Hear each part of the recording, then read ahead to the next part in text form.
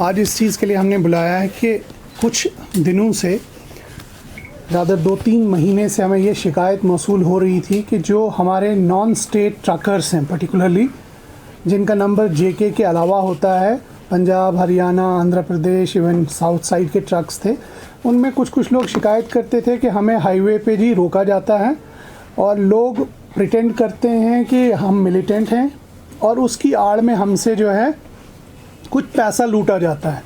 बहुत से लोग शिकायत फॉर्मली नहीं करना चाहते थे, तब भी हम लोग इसको फॉलो करने के उसमें थे, और कुछ लोगों ने शिकायत की जिस पे हम लोगों ने एफआईआर दर्ज किया और इन्वेस्टिगेशन जो है वो शुरू की।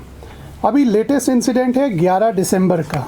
11 दिसंबर को भी इसी तरह का एक वाक़या पेश आया हमारे इसी पारिमपुरा की जुरिसडिक्शन में, हाईवे पे, जहाँ पे एक आंध्र प्रदेश नंबर का ट्रक जो था, ट्रकर्स को रोका गया और गन पॉइंट पे उससे जो है 23,000 रुपये, 23,000 रुपीज़ उससे लिया गया।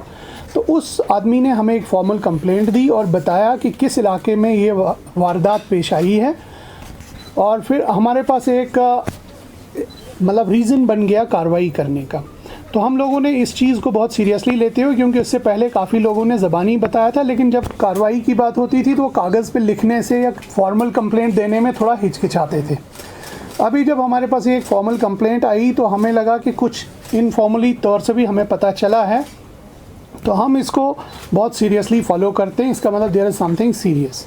तो पहले तो हमें यही लगा कि मिलिटेंसी का ही कोई मसला होगा, तो हम लोगों ने अपने जो भी रिसोर्सेज हैं, फील्ड रिसोर्सेज हैं, सोर्सेज हैं, इलेक्ट्रॉनिक सर्विलेंस है, डिजिटल सर्विलेंस है, और पुराने कुछ इस तरीके के जो भी लोग हैं, मशकूक पर्सनैलिटी वाले लोग जो हमारे आसपास हैं, उनके ऊपर सर्विलेंस माउंट करना शुरू किया कि हमें इस चीज़ को किसी तरह से हल करना है। इसी में हमें एक लीड मिलती है और जिसमें हम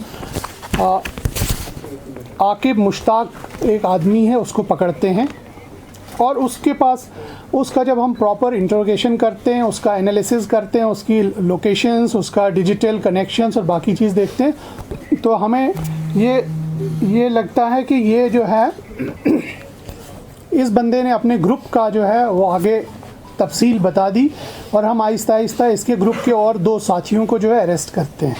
इस तरीके से हमने 3 लोगों को अरेस्ट किया, और जब उनसे दरियाफ्त किया गया, उनके यहाँ जो है टॉय पिस्टल्स और ये जो AK फैब्रिकेटेड गन है वो ली गई हैं, और कुछ पैसा भी बरामद हुआ है।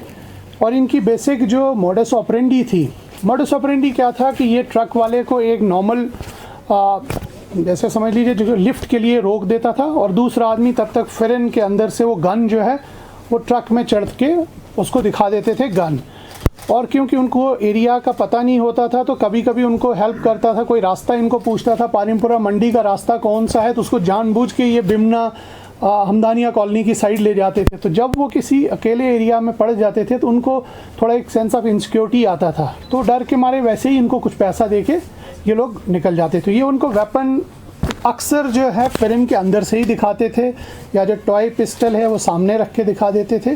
तो इस तरीके का एक सेंस ऑफ इनसिक्योरिटी भी कुछ ट्रकर्स में था। वो जनरली रात में पंथा चौक में ही रुक जाते थे, तो जिनको पारिमपुरा आना होता था या नॉर्थ कश्मीर जाना होता था, तो ये एक तरह से हाईवे हमारी एक इनसिक्योर सी जगह बन रही थी फॉर आउटसाइड ट्रकर्स। ये पिछले 3 महीने, पिछले पोस्ट 5 अगस्त की बात करूँगा, 5 अगस्त की बात करूँगा मैं, तो उसमें तकरीबन 4 महीने के अरसे में हमारे पास 4 FIRs इस तरह की इसमें रजिस्टर्ड हुए हैं।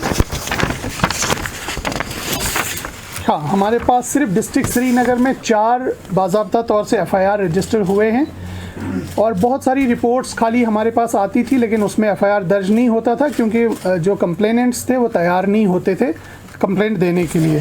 तो मुझे लगता है कि ये जो हम लोगों ने अभी 3 लोग पकड़े हैं, आकिब मुश्ताक है एक, जो यहाँ पंपोश कॉलोनी पालपुरा नूरबाग में रहता है।